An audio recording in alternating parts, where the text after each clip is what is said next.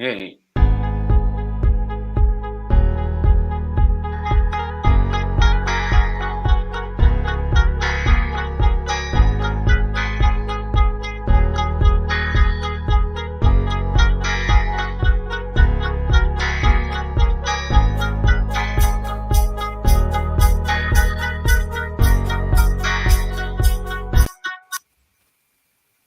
All right, everybody. Good evening. Welcome to another Monday on Live with Lloyd. I am your host, Lloyd Strayhorn. As you see, we're going to have our guest, Mr. Matthew Walker, in just a few. And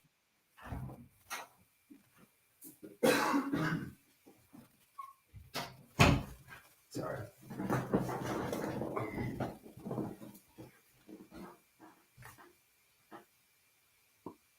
all righty.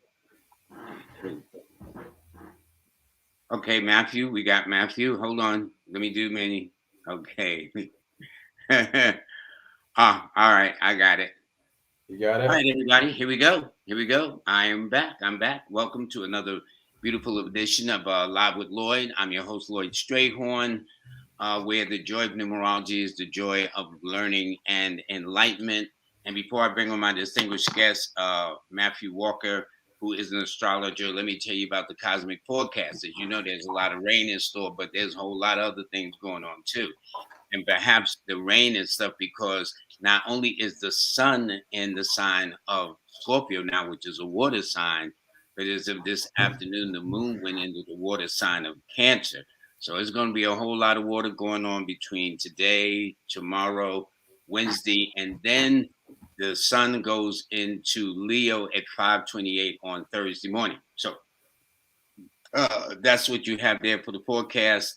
And before I bring on my guests, I need to thank Kaya French and the Copper House out in Detroit. In fact, right now I'm at another state for a very special purpose to see a very special lady. And in the meantime, I gotta give Kaya French her props. I mean, she pulled it out. I mean, the reception was extremely nice. And for those that did come to the event this past Saturday, believe it or not, we had some people spill over into Sunday as well. That's how well it went. So the Kaya French, kudos. The Copper House, kudos. It was very, very well received. All right. So now that I've done that, by the way, like, share, subscribe, only for those that are genuinely interested. Okay.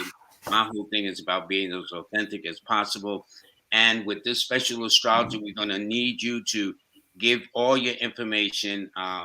Matthew Walker is out of Boston, but we're going to find out more about him now. Matthew, how are you, sir? How are you, my distinguished friend? Good. How are you? I'm fine. I'm fine. Okay, I got questions for you. Okay. You are an astrologer. What led you down this path? I've always just been interested in how people function, what makes people tick. What determines like the actions that they take. So I've always been into, psychology. And, just as I got older, I started hearing people talk about astrology. So I just checked it out and then I just dove deep into it. Well, let me ask you this too. The last time you and I had talked, hold on, let me get this straight here. The last time you and I had talked, I know there are different houses. One used the tropical house, one used the Placidus, one used Koch, or I think that's pronounced it Koch or Koch, whatever. Yeah, Koch. What are these different? What are their modalities in astrology, or what's the difference? Which one do you use? I use Placidus. There's many different house systems. There's whole sign, there's Koch, there's Campanus, there's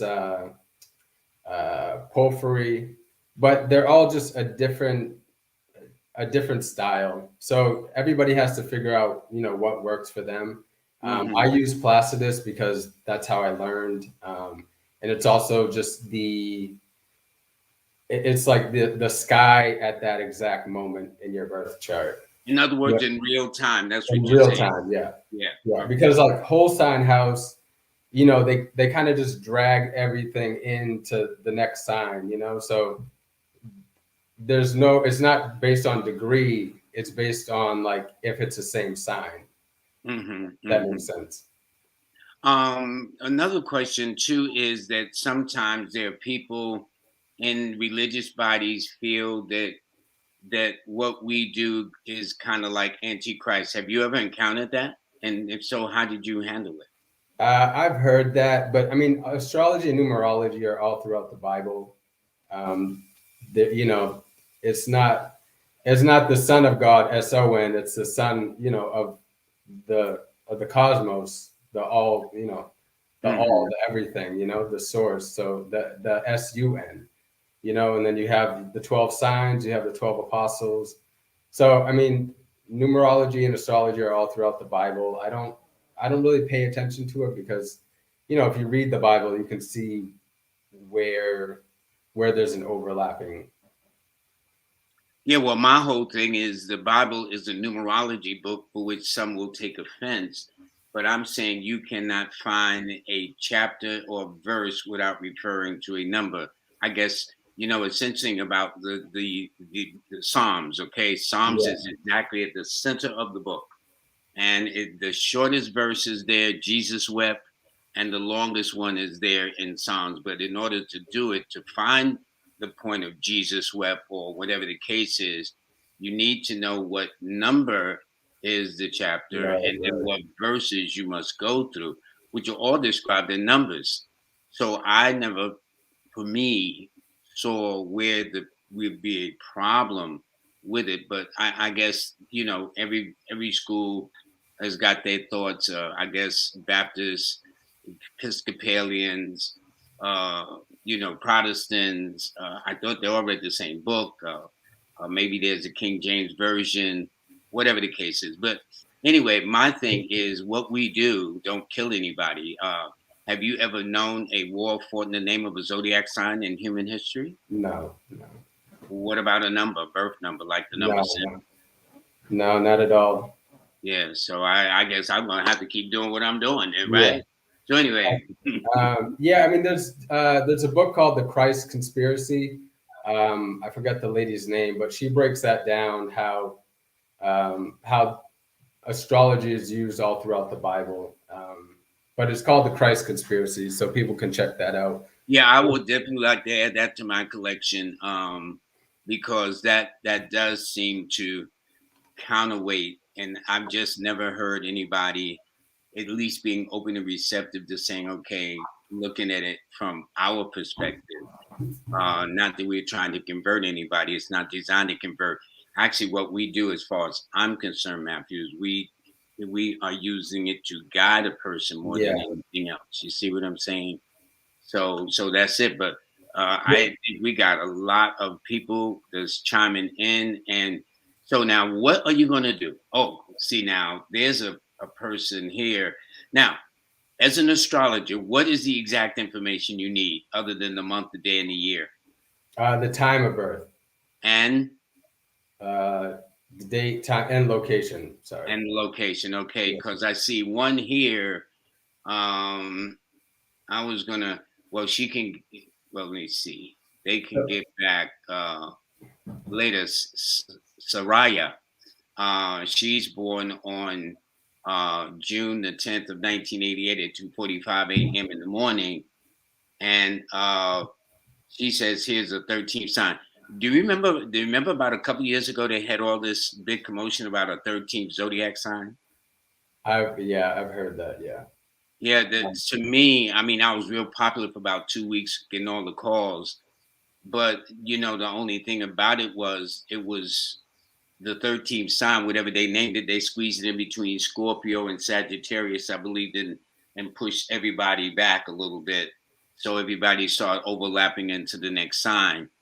But the first of all, whoever named it, it was such a difficult name to say, much even memorize. So I knew that probably wouldn't work. But let's start with let's see.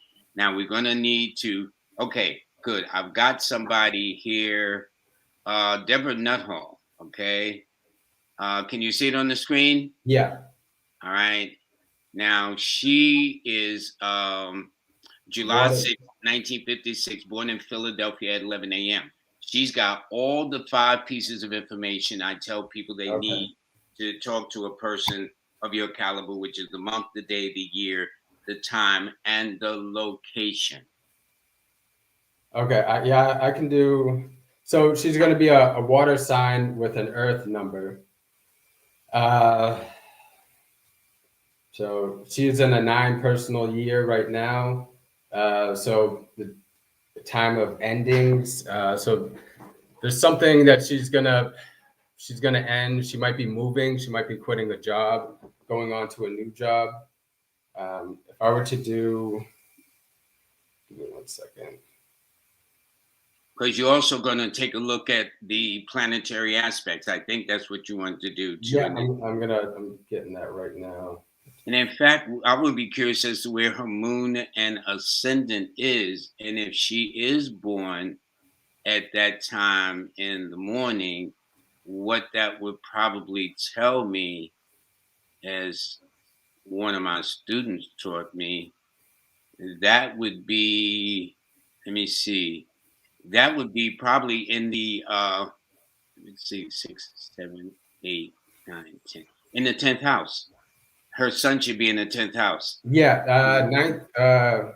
Yeah, about the 10th house. So I'm pulling it up right now. Okay. And by the way, for those of you who may not understand, there is a reference book in astrology that's like the Bible to all astrologers called an ephemeris. I guess that's what you're looking at. Yeah, I'm pulling up the chart right now. So she's got a moon in Gemini. Her sun is in the 10th house. Yeah, so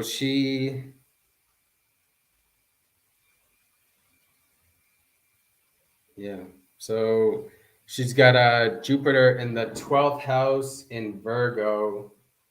So she sometimes has trouble, expressing what she really, her dreams and aspirations to people. She definitely works well alone, the way I see it, but she is very social because her moon is in the 10th house, along with her Mercury, which is a sign of the planet of communication, and her sun is also in the 10th house, and her So Venus. that's almost like what they call a stellium, but Yes, I think you yes, need about 1 or 2 more planets, right? That means yeah, when you have 5 consecutive planets all in one house, I believe. yeah. Three or more planets in a sign or a house is a stellium. So she's Um, got her sun, her moon, and what else is in the her 10th? sun, her Mercury, her Venus, and her moon, Okay. all in the Alrighty. 10th house. So it would just tell me that she's very work oriented. Um, she is a social person, but at times that she needs to do something that kind of like really makes a difference. She really wants to be like of service to people. Okay. um, Alrighty. as far as the yeah, I would say I think job opportunities are going to be looking up next year. Jupiter is going to be going into Pisces, and Jupiter will be entering her 6th house, which is the house of work, your day to Service day, too. Yeah. activities. So I don't know if she's going to be, and she's in a 9 personal year. So, like I said, she could be looking to go from one job to another, one house to another, but it just seems like something, new horizons are going to happen next year. Alrighty. I have another person, B. Smith, and he was born on October the 20th of 1988 at 8:30 a.m. in Darby, PA. Darby, PA. Okay. Yeah, Pennsylvania. So,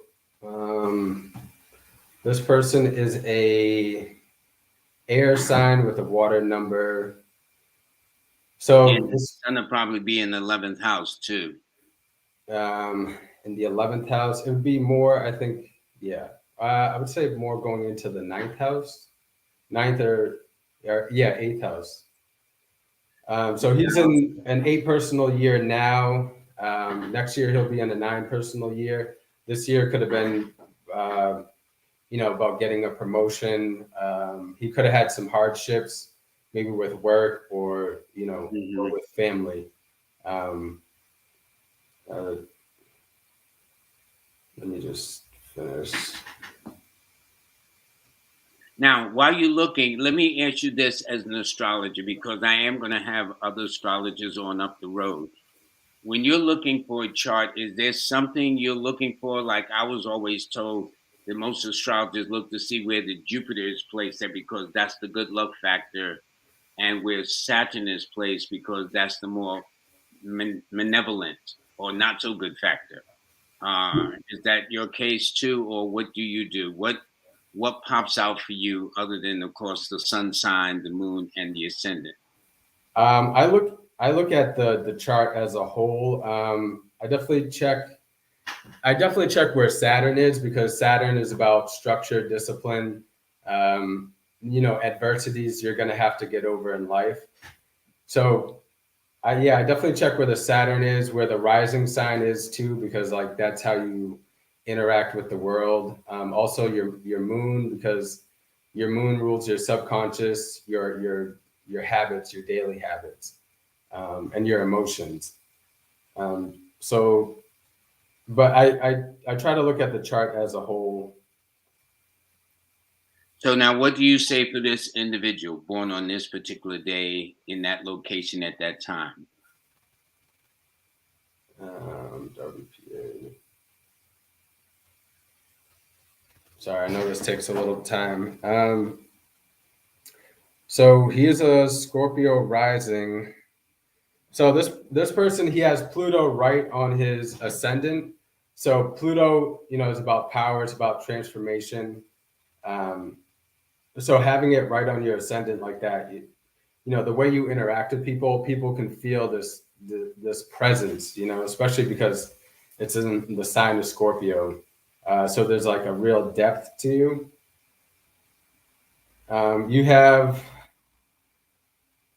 let's see, your moon is in Aquarius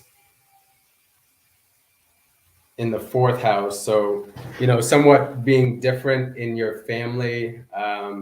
You could either feel like you don't quite fit into your family structure. It's not that you don't love your family, you just see yourself, kind of apart from them.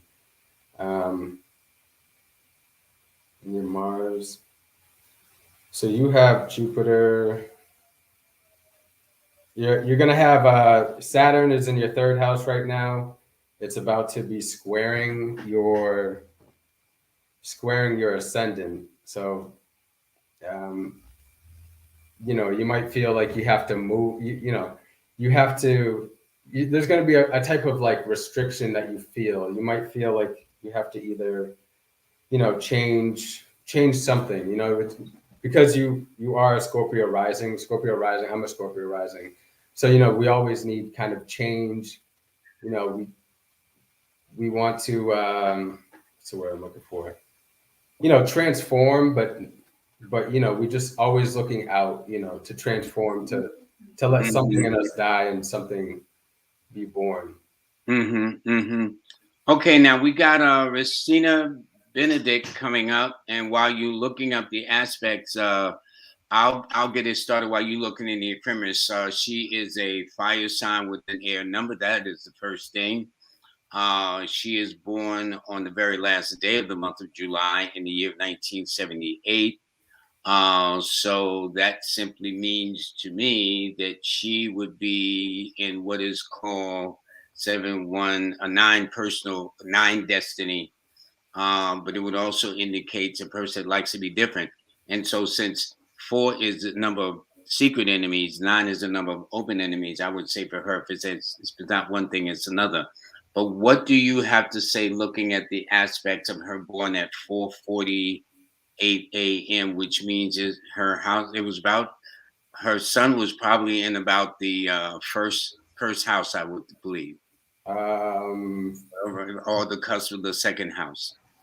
yeah, about the first house. Let me see.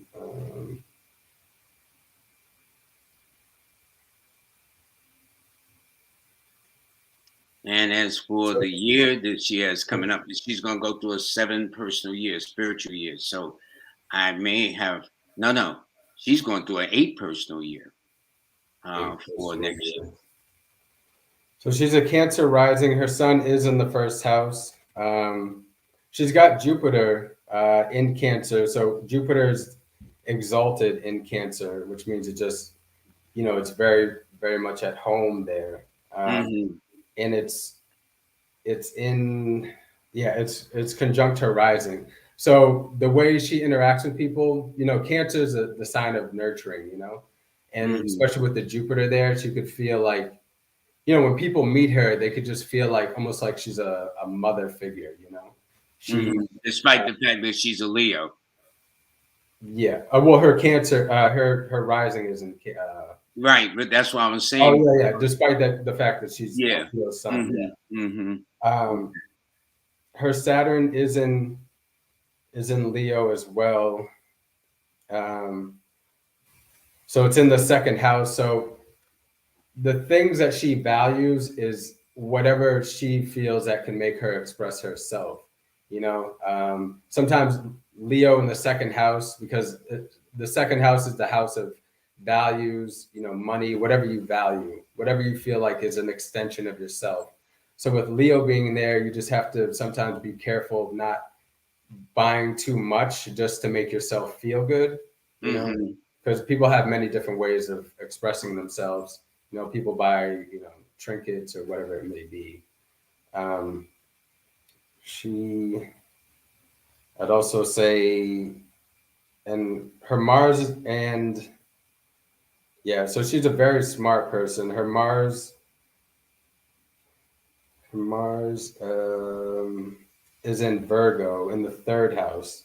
So if she does want to learn something, she just goes right after it. It's just like, I want to learn this, boom, I'm just on it. It could be like very precise. Mm-hmm. She wants to know like the intricate details of everything. Mm-hmm. Um, But she knows how to get right into it. That's what you're saying. right. Yeah, exactly. And then I go ahead. I'm I sorry. was going to say her moon is in Gemini in the 12th house. So the 12th house is, they call it the house of undoing. Sometimes it's a place where it can feel like very lonely. Um, Mm-hmm. it is a spiritual house. It is a psychic house. So she probably does have some type of like, psychic abilities where she can, uh, it almost feels like she can like read what other people are going to do because her moon is there. But at times she might feel like she has a hard time expressing herself. Um, Well, now I tell you, there's a person, Biba. They pose an interesting question to you in astrology, and that goes that like, how does transit Pluto affects the second and the 10th house? One is the house of possession, one is the house of career. So, um, isn't Pluto a transformative planet in the first place? yeah, it's about transformation, death. It can be an actual death, or it can be death of ego, just death of an idea. Just it's all about death and In other words, more symbolic. Is that what you're symbolic, saying? yeah. But sometimes it Mm-hmm. can be a literal death as well. Mm-hmm. So in the second house, it's in the second and 10th house. The second house is your values, money. It's also real estate, movable property. So you can feel like you either want to make over in your home or you want to just move altogether. It could also be you have trouble with finances. Um, you maybe lose out on money some type of way, um, or you can depending on other aspects in your chart, you could just try to find a whole new job or work for yourself. In the 10th house is the house of career and public standings. So Pluto going into your 10th house, you would feel like Maybe you want to change a career, or you want to change how people view you. Also, if Pluto is transiting to the 10th house is the highest point in your chart, so you might have trouble with authority, or authority or career. Okay, now we have another one. This is Dawn O'Toole Happel. I hope I'm saying her name correctly. And she is a Sagittarius 3 person. She Extra fire. yeah, she's double fired, 4:22 p.m. So that means her sun was probably in the. About the first house. No, that would be the morning. I would say it would probably be In somewhere the in PM. the eighth, Oh yeah, in the eighth house, somewhere around there. 8th house. Yeah. But anyway, what do you got to say about Dawn? I know one thing about her. She doesn't look her age. She may be born in 1970, but she could say she was born in 1980, 84, and probably people still would not fight her.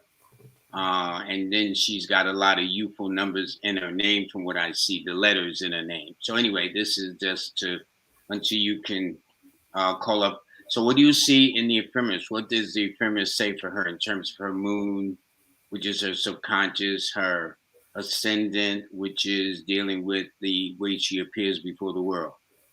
1 second.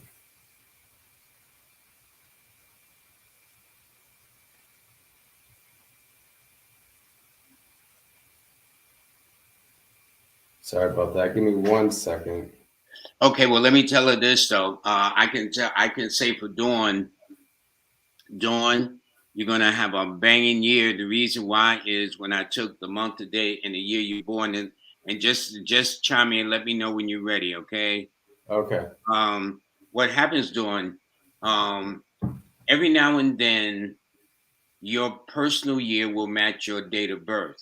Well, that's exactly what's going to be happening in 2022, because in 2022 you will be entering your 3 personal year. You're born on the 3rd. So what I do is I'll tell persons that the year that you're about to move forward into is pretty much like it was back in 2013. That was the year of the 6. 2004, that was the year of the 6. 1995, which was also the year of the 6, because 1 plus 9 plus 9 plus 5 equals 24, which is a 6. So anytime the 6th universal cycle, as Matthew was making it note, it indicates something having to do with home and family. But in this case, you will be in a 3 personal year, which would match your birthday exactly. So anyway, that's the whole point to me, that my experience has been when their personal year cycle is in lockstep with their birthday, Yeah. then that just puts more emphasis. So I would imagine, have a strongly Jupiter influence in her aspects, not because she's under Jupiter, which is Sagittarius, or the number 3, which is Sagittarius. How was Jupiter aspecting her chart from what you could discern from your ephemeris? So yeah, she was also born on a Thursday, which is Oh, that's middle of also yeah. okay. So wow, she's lucky in that sense. So she has Jupiter going through her 10th house right now. That's Um, career. yeah, career, exactly. And it's about to go over her North Node within the next, I would say, the next like month or so. So North yeah, node. What does that mean when you say nodes? I know I heard people say like Khalil Washington, North Node, South Nodes. I've heard other people mention it. What does the nodes mean for her, especially since it's going and sending her North Node? yeah. So your North Node is, you can look at it like the your karmic future. You know what you're striving for in this lifetime. It's directly opposing your South Node, which is your karmic past. So because her North Node is in Aquarius, um, and her South Node would be opposite of that, so it would be in Leo. So it's kind of with your South Node, it's like you're dragging you're dragging things in from the past, your karmic past, and you're going towards your north node, which is your karmic future. So because it's in the 10th house, she's very career oriented, and it's closely conjunct her. It's a wide conjunction to her moon. So I would say that she really needs to feel like she's at home. She would make friends very easily at work. Um, as far as Jupiter is transiting her north node, yeah, there's going to be a big expansion with work, or just her out in the public. She could even get a promotion. Okay. Okay. That sounds good.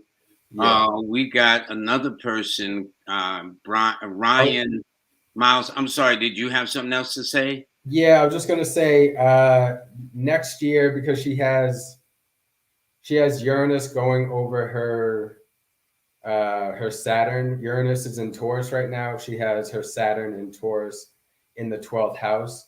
So, she, Saturn, I mean, sorry, the 12th house is, it's kind of like an isolated house. So, she might feel like she just needs to like unwind. She needs to like really move because all these planets are going to be aspecting um, her Saturn. And so I'd say, yeah, she's going to feel like there's something that she really needs to like undo or needs to get over within the next year. Okay. I don't know what that is. Everybody has their own thing. Okay. Well, let's go to again. Oops, that's George Mumford. Hold up. We got a little ahead of this guy. This one is Ryan Miles, February the 5th, 1982, in Waukegan, Illinois. He's born at 8:43. Now, what he didn't do was discern whether that was in the AM or the PM, which Oh, may okay. make all the difference in the world. And that's one of the, let me say this. This was one of the things that kind of led me into numerology is I would do a person's chart. They would say they were born at 7:53 p.m., let's say, right? Yeah. So when I do the chart and I calculate everything and bring it back to them, guess what? They found their birth certificate instead of 7:53 p.m., it was 7:53 a.m. So, as an astrologer, can you tell what that means when you're off by that and why you have to be precise about the time if you can? Yeah, the your rising sign and the midheaven, they change every 2 hours. So they go throughout all 12 signs every day. So even being off by uh, the most you can be off is about 3 minutes. Anything after 3 minutes, it could be going into the next sign, and it just determines whether you'll be a Cancer or a Gemini rising, and it makes a difference then because you have a chart ruler. So every sign has a chart ruler. So Cancer would be the moon. So if you're a Cancer rising, your moon would be kind of like your chart ruler. It kind of sets the tone for the rest of the chart. Okay. So I don't know why I want to make it in the morning. He's probably in the PM, but even though it is 8:43, whether PM or FM, I mean PM or FM, uh, AM or PM, it's one of them days. Okay, um, that he is still an air sign with an air number. Born in the year of independence, which tells on his harvest years that he is likely to wind up, no, it's actually two, being in a partnership cycle. So he has a 9 destiny looking at it. That is his destiny. But even if you didn't know the exact time, couldn't you find other aspects where is his moon on that day on February the 5th of 1982? yeah, so his moon would be in Cancer. Uh, Emotional. yeah, emotional, very connected to the home. So if it was in the AM, his moon would be in the fourth house. So the moon rules the fourth house, and Cancer rules Hmm. the fourth house as well. And Cancer rules the moon.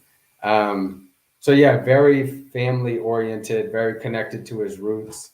Um, but with his sun there in the 12th house, um, if it was in the AM, his sun's in Aquarius, so he could feel like a disconnect from the family, because Uranus is really about kind of being authentic, being different than everybody else, more eccentric.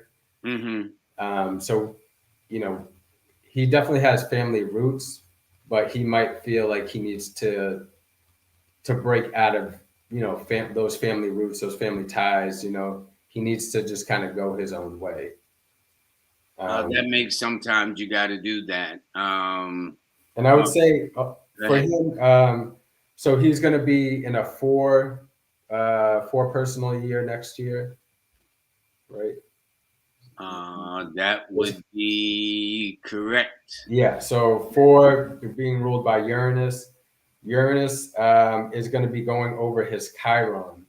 Now I'm not sure what house, but Chiron is the I was wounded. going to ask who's Chiron? Who Yeah, is yeah, that with Chiron. for So you guys? Chiron is an asteroid. They call it the wounded healer. So Mm, everybody has Chiron in their chart, and it's kind of a place where you might have experienced a lot of pain depending on the house and the sign that it's in. Um, the mythology with Chiron is that Chiron was shot with an arrow, and he couldn't heal himself, but he went around healing other people.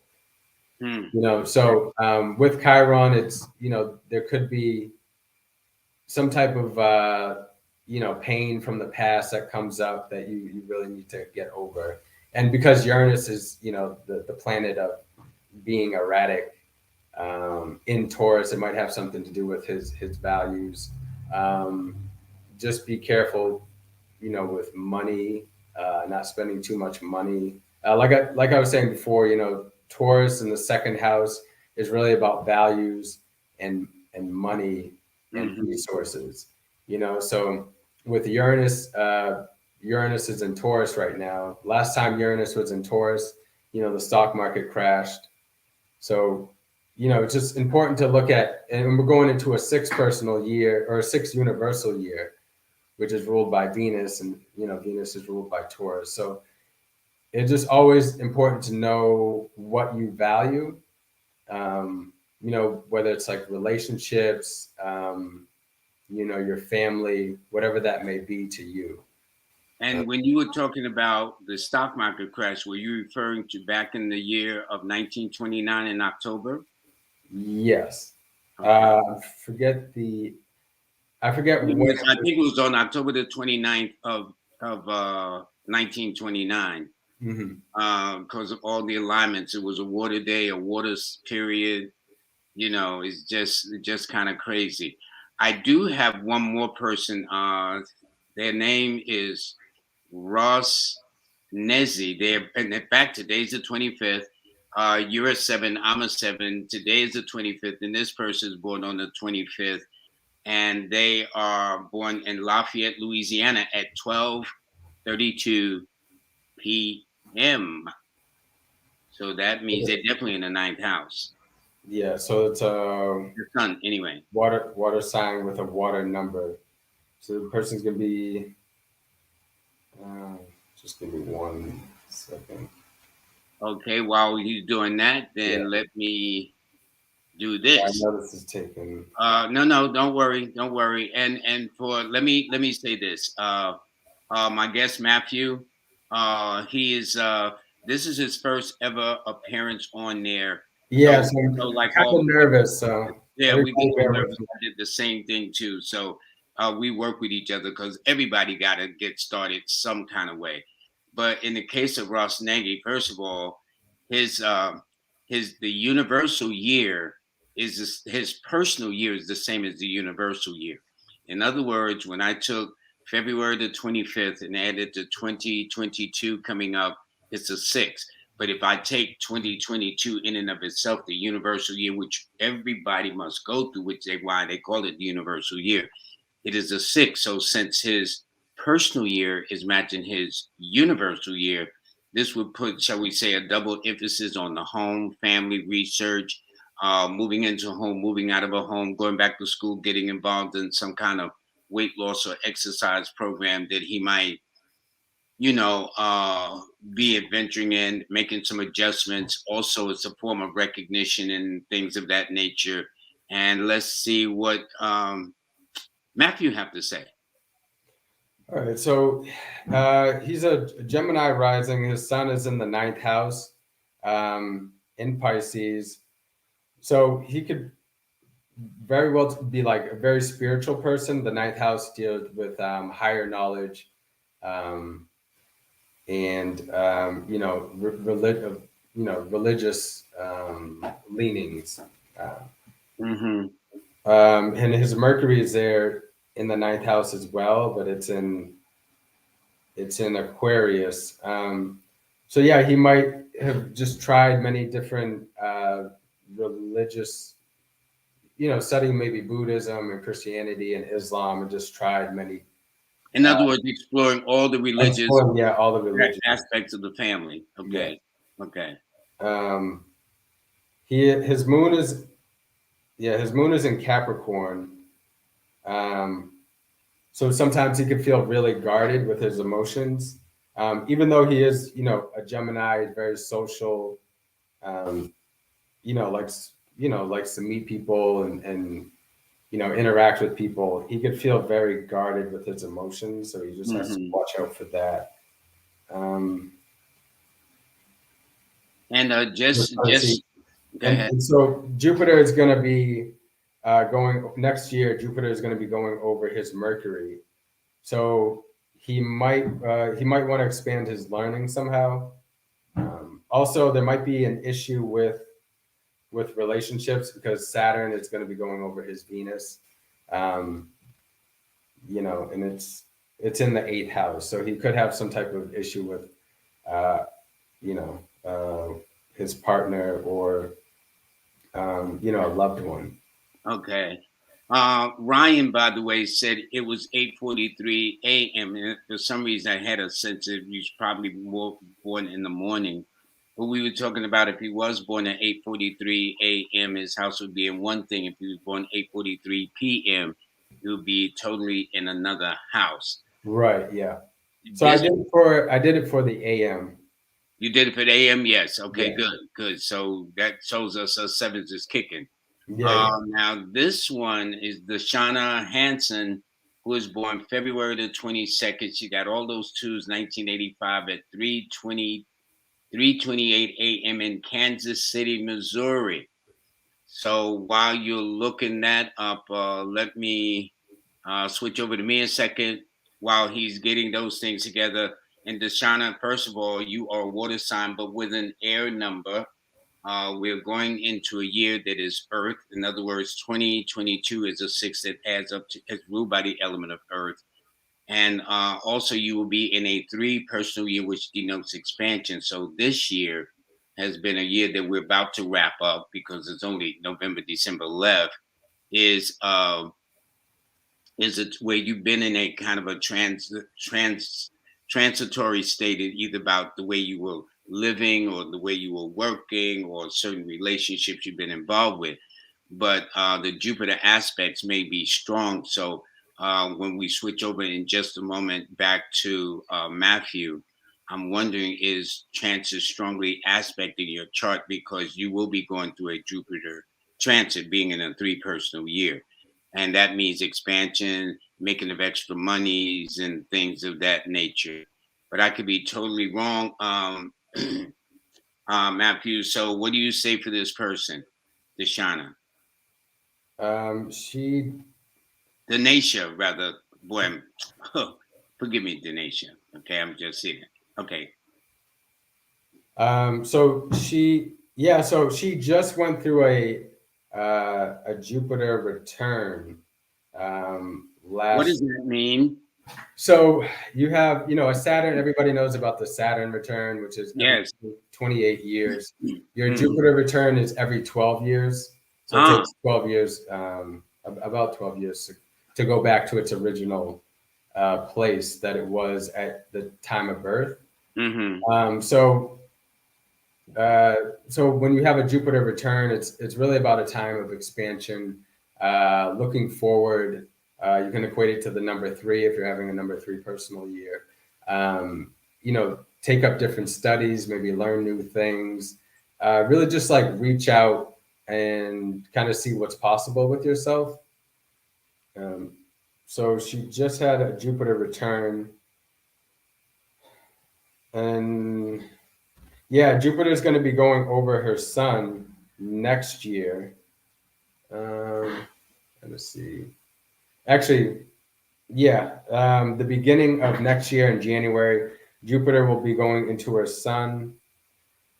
Her sun's in the second house in Pisces. So yeah, she could be thinking about getting, starting her own business, or it was conjunct her Mercury as well. Yeah, she could be trying to really expand herself, trying to learn a new trade, or um, really work for herself. But she's going to be definitely trying to expand her horizons. Um, I think money will be coming into her. Um, yeah, she might get a promotion. And I would say, hmm, and there might be, yeah, I mean, there might be an issue with her love life. She might feel as though, she can't really speak to her partner because she has Mhm. Venus is about to uh, conjunct her Uranus in the 12th house. So it Mhm. might be an issue with her relationship. Let me say this. Speaking of relationships, I feel with the people that come in on my segment, it's the relationship is very nice and supportive. Akia Wallace Violet says you're doing great, referring to you, and Danesha Hansen, I mess up her name. She says it's okay. It's not, but I'll take it. She says blessings to you, Matthews. And George Gumdrop Button. You go, George Gumdrop Button. He said you're doing great, Matthew, and that he Thank you. appreciate you. So Yeah, these it's is really nice. Go right ahead. yeah. I was gonna say I'm a little nervous because it's like a time. It's a time thing. When I read a chart, I look at the many different aspects. A lot of people just know, their sun sign or maybe their moon, but you have to take it as a whole. Because a lot of times in our society, everything is fragmented. Hmm. You know, you we don't see like the wholeness of ourselves. We work here, we have our family, but we don't see how those affect each other. Those relationships affect each other as well. So when I do a reading in person, or through Skype, and I'm able to have time, it's like I can really break down everything, and see all the connections. And Danesha said, by the way, you were very much on somewhere. Everybody can't be all credentials and whatnot, and you got to start somewhere. And so at least Matthew had the heart. You know what I'm saying? And another number 7 too that I did like that too, Kaya French in Detroit. She had heart too. I said, "Can you do this and that?" But I've been doing this a while. So yes, anytime you're starting something, and don't forget being on in front of a camera and a microphone and all this stuff, and goodness knows who's watching this. You got to be nervous. But the Yeah. point is that you got to start somewhere. So I just kind of says, "Come on, Matt, you can do this," and he's doing a great job as far as I'm concerned. No, But I appreciate it. but do understand number this is one of the reasons why I got into numerology, because it was quicker to discern, because he does have to use an ephemeris. At least he's using the ephemeris, which is the old style. Nowadays, people just got a computer, just type in the information in the computer, and then everything just pops up instantly. But he is using the original approach that most astrologers in the old days used, which is an ephemeris. And it lists, and this ephemeris, by the way, is simply a planetary book of where all the planets are at that point in time. They've got an ephemeris that goes all the way up to 2050. They got one that goes up to 3,000. So, I mean, how they do that, but it's all mathematical equation, which is it's back to what I do. All righty. So let's see. Oh, they want to know how can they get in touch with you too. So hold up. I got something for you too with this one. Here we go. Where is it? Banner. Oh, here we go. This is how you get in touch with Matthew. Okay. And Matthew, you do now. I see. You got your contact number 617-866-1809. Yeah. Do you do remote like Zoom or StreamYard or something else? Yeah, Zoom and StreamYard. So you can email me at horoscope7@gmail.com. You can tell me what I can tell you the price. You can just tell me if you have a general question, relationship, work, anything like that, and then I can give you a price. And you even have a Cash App call or $ Aura Price. That's AURASCOPE. Okay, Aura. Is that how you came up? Is the aura is the kind of aura that's around everybody's body? Is that how you came up with part of the name? Horoscope? Yeah. So everybody has, the time of your birth. Everybody has. It's like your fingernail or your fingerprint. Everybody has their own birth chart. It's unique to you. So everybody's resonating at almost like a different frequency. So it's like everybody has their own aura. Rupert Sheldrake calls it their morphogenic field. So like everybody has their own field. And that's the thing with astrology too. Like I was saying, it can be very fragmented. Astrology is really about becoming whole. Dane Rudyard says every minute of every day you can become whole, and that's interesting. Yeah. And I would add to that, you can illuminate all the planets at the same time, like I was saying, everything can be fragmented, but if you can illuminate all those aspects of you, it's really like becoming God, or it's godhood, just vibrating at your highest self. So yeah, everybody has their own aura, and everybody's different frequency. So yeah, I tried to look at see how you're resonating and kind of like your frequency. Good. Let's see. Now here's a person. They're born in another part of the world, but they're not sure of the time. That's Sheila.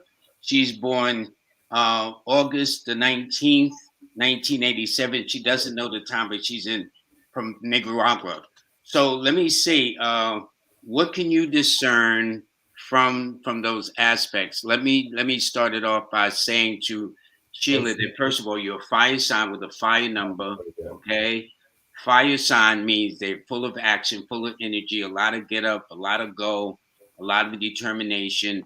The fact that Leo is ruled by the number 1, when you're born on the 19th, as a little lady I met in Detroit, Aza, who is August the 19th, okay, that this person, you, Sheila, should do very, very well. Now, in the case of Matthew, what do you see for her?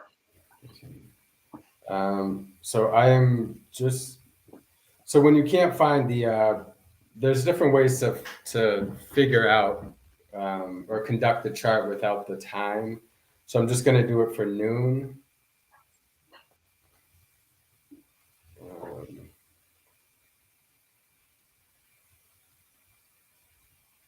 Give me 1 second.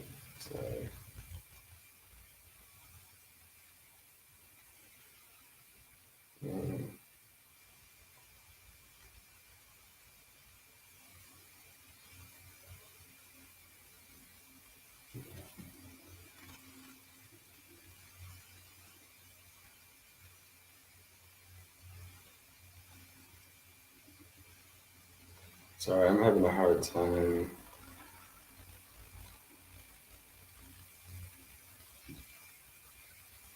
Matthew? Yeah, yeah. I'm trying to. Where was she born? She said she was born in Nicaragua. Um, a specific city. No, No. no. So I'm trying to pull up.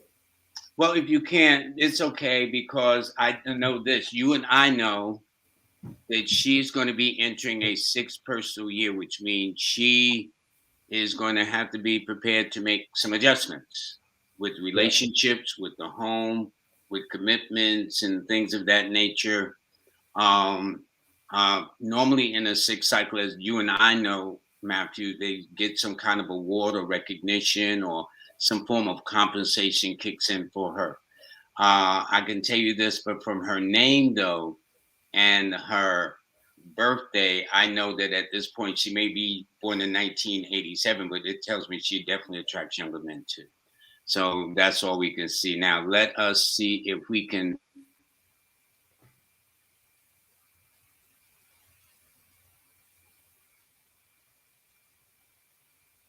You there?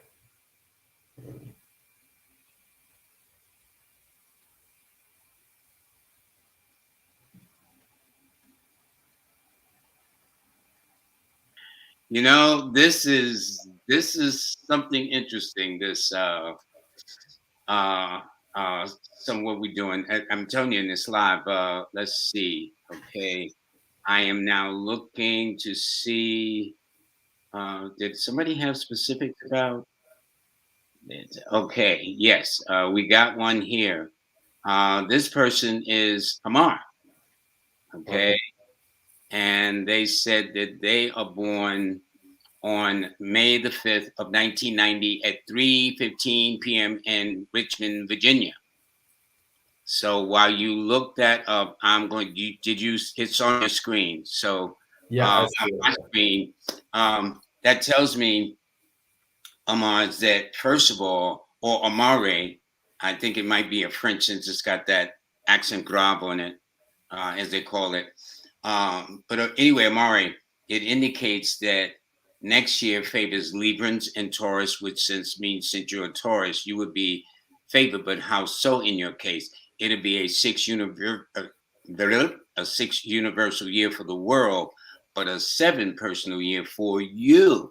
So that means this year you're wrapping up being in a sixth cycle, which matches your zodiac sign.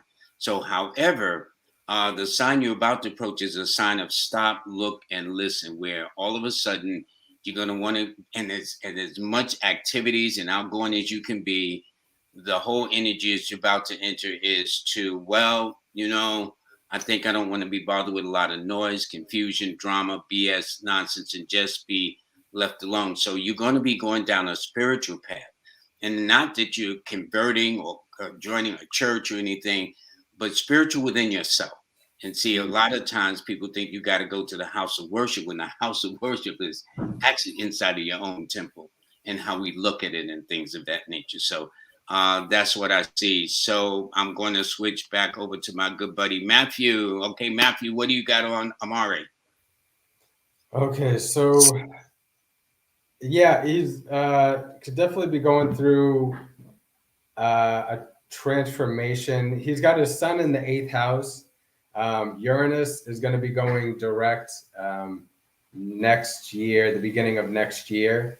It's going to be right up on his sun in the eighth house in Taurus. So there's going to be radical changes happening. He might feel, just like I was talking about, you know, a metaphorical death with Pluto. It's, Pluto is connected to the eighth house. Mm-hmm. So he could feel like he kind of needs to let his ego die. He needs some type of like transformation that's going to happen, whether it's through his own volition or something radically happening, with a partner or with somebody else. Because the eighth house, it also, I don't know what he does for work. but it could be through work or through a relationship. He Mhm. does have, he's a Libra rising, so very social. Um, And that would complement his zodiac sign of Taurus too, wouldn't it? right, exactly. And he's got his moon, conjunct his rising. And Libra's very social, ruled by Venus. So people really like this person. They, he kind of wears his heart on his sleeve, as they say, kind of like, you know um, he has like a presence about him that people feel very like welcome. Mm-hmm. um, and I would just say,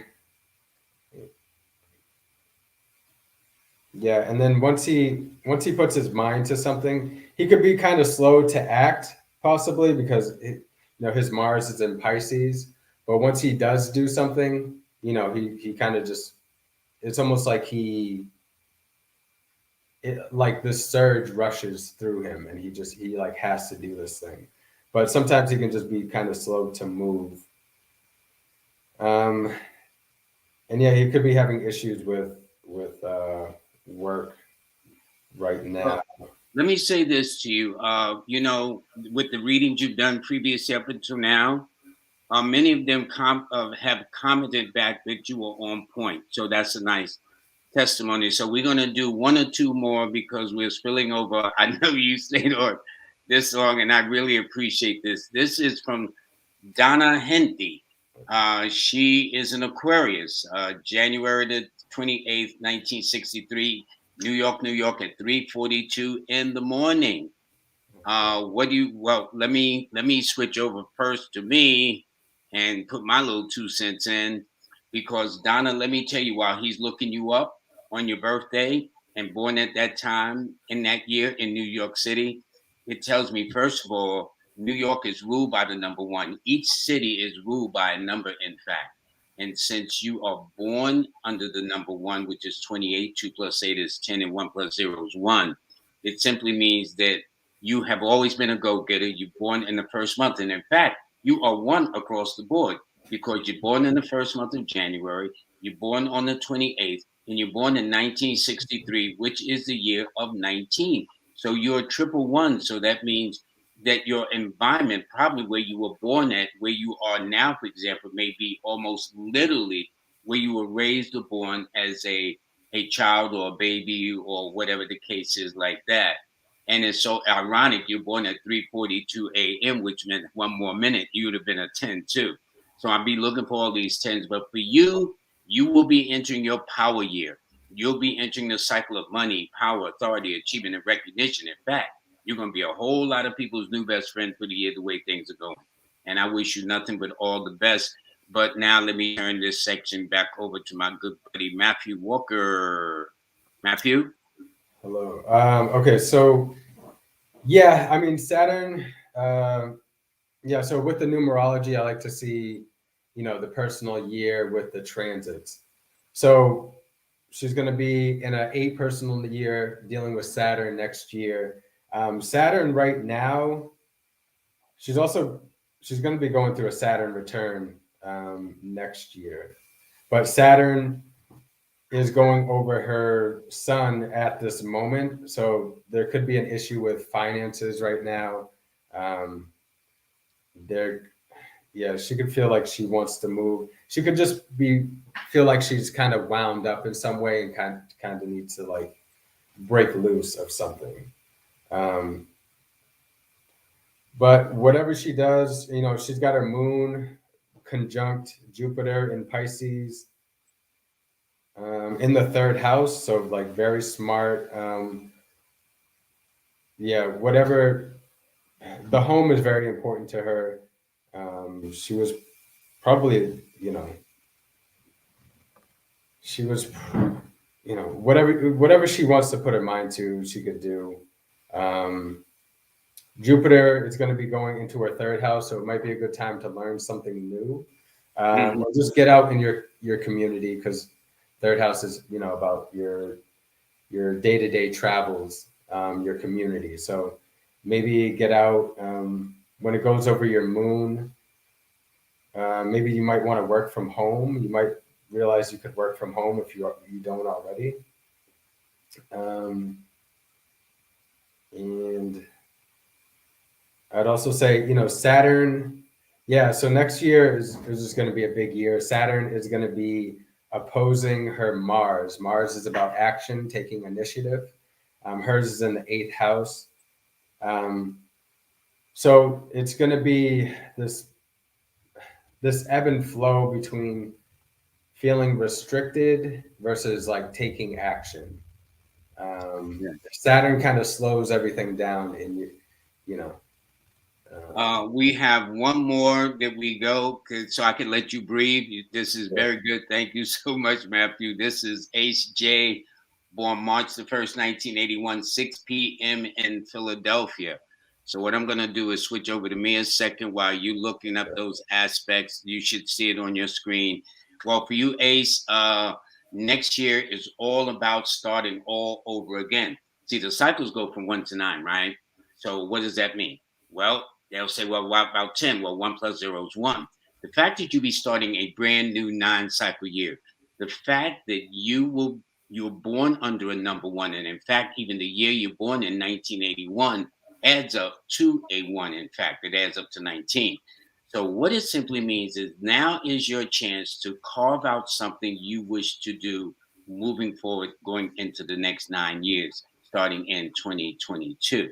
So it's not about, as I jokingly say, or often say, it's not about what your mom wants, your mate wants, the kids wants. It's about what HJ wants for HJ.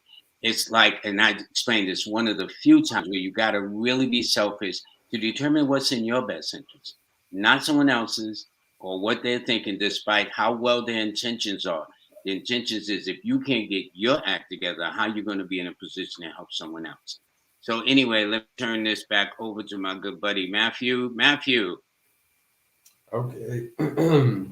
Excuse me. Yeah, so Jupiter is going to be going over his sun next year in the 6th house.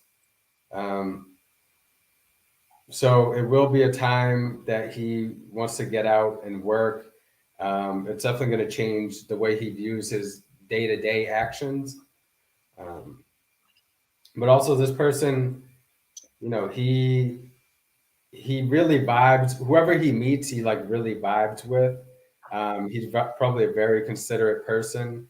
You got to make sure that the people that you're around don't use you because your sun is right on your descendant.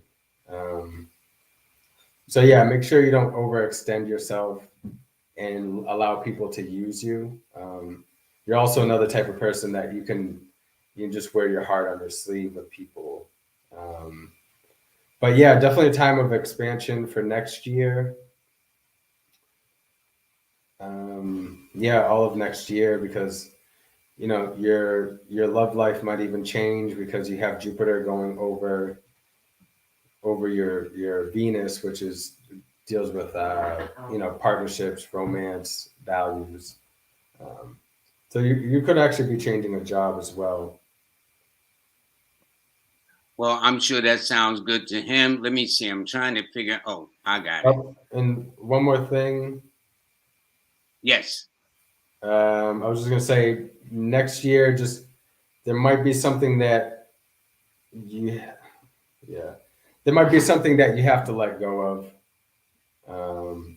Something that you feel that it might have to do with the way you see yourself, or there's some aspect of you maybe not being used by people, but there's something that has to be kind of let go next year.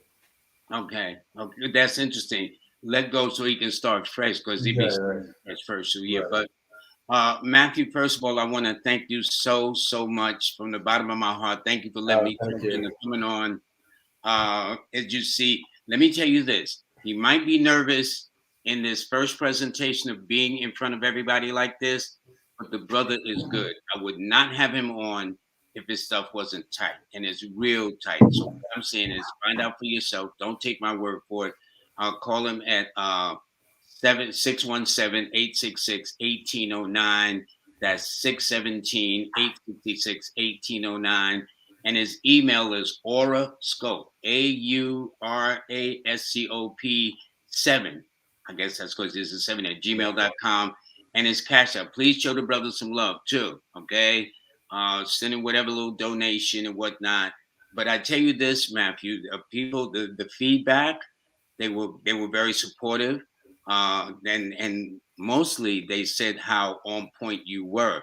Now, if you on point being nervous, imagine when you're being on this thing, okay? Yeah. So that's all I'm saying. So I want to thank you. And Matthew, just hold on a second as I begin to wrap this up. Um, okay, here we go. Nope, that's me. Let me do this. I will get this eventually, folksies. Okay, there we go. Let me tell you this. First of all, I want to thank everybody again very, very much and being very supportive of my guest, Matthew Walker out of Boston. Okay. And Wednesday, I'm going to have a very, very dynamic lady. Her name is Audrey Rumbers. Okay. She is probably she's going to be talking about quantum physics, and she makes the pyramids that are, I've never seen pyramids like this. And you're going to be in for a very interesting experience with this person coming up on this Wednesday, the 27th. But in the meantime, let me see if I can segue back. I'm trying to get a little fancy here. Okay, there we go. There we go, right there. And so, Matthew, let me join in with you again. Matthew, thank you very, very much, man. Thank you. I appreciate it. Have a blessed day and keep up the good work. And for those of you who tuned in, thank you for all the kind words that you've shown to me, but especially to my guest this evening, Matthew Walker out of Boston. Alrighty, everybody, have a very, very blessed day. Look forward to seeing you on Wednesday. Okay, take care. Bye.